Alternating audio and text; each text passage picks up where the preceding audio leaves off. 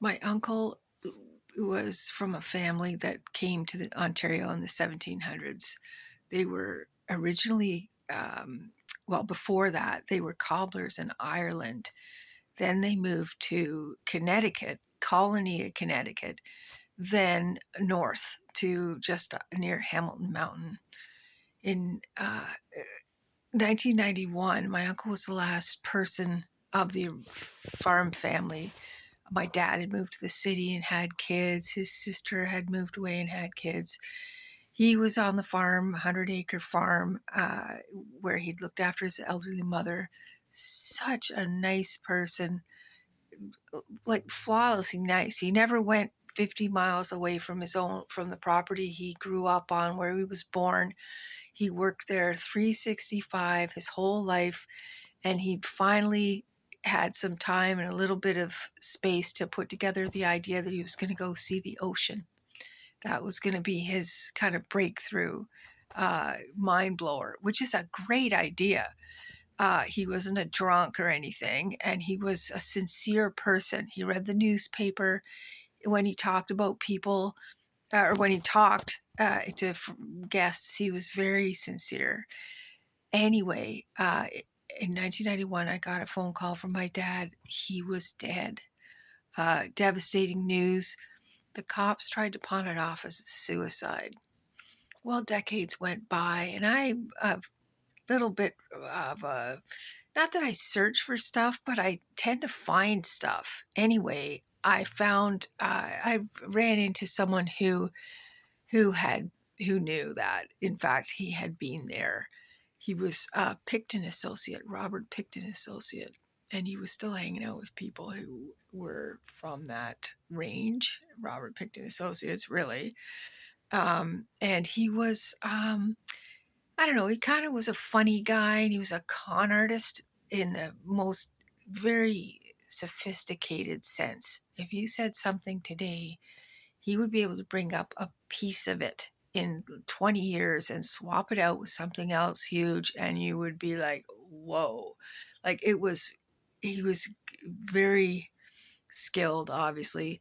He had, I'm pretty sure his role was kind of chat people up and be friendly, like women and that, and then get them headed to Vancouver. He was not himself in Vancouver, and he'd get, I'm pretty sure that's what he was doing. Anyway, in 91, Robert Pickton was in the Hamilton area. That is a true, I researched, that is a true scenario. Um, Getting to all of it, before all that, a few years earlier, someone had gone to the farm and tried to buy, or bought, my grandfather's old cobbler bench. Now, pay a little bit of attention. Cobbler bench, right? Kurt Cobain said, "Corn on the cobs, I know that's bad." So I'm not saying I know where Kurt Cobain figured in as far as any of his own crimes and that go, even being at a lynching or whatever type of thing. But um, later on, him being knowledgeable as to what's going on with people like killers and like awful people, psychos. He kind of seemed to have had a psycho collection in a sense, and also wearing dresses at times. Um, in my opinion, honest to God, I think Robert Pickton was stalking that early Irish group, and the Picts were a group in Britain.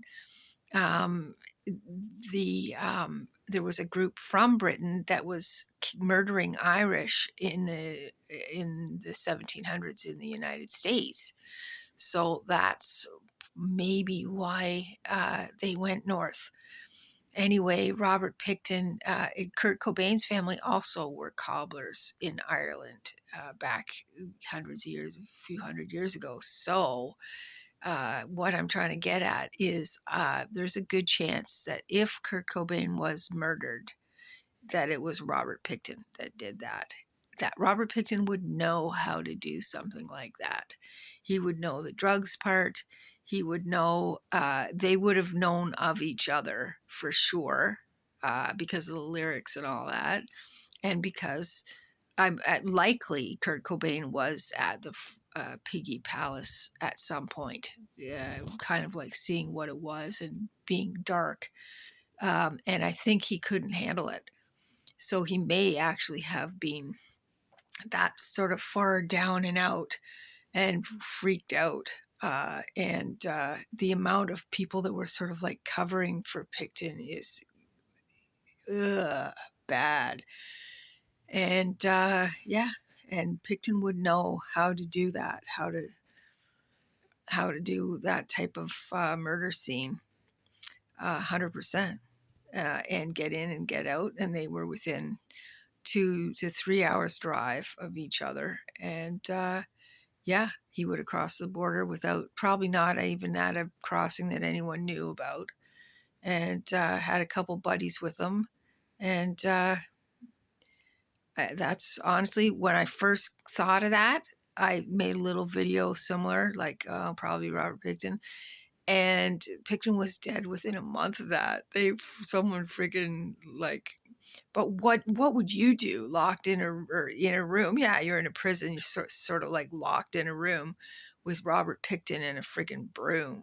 Like, ugh, that's bad too. So whatever. I think it's very unfair that guy got 25 years for just.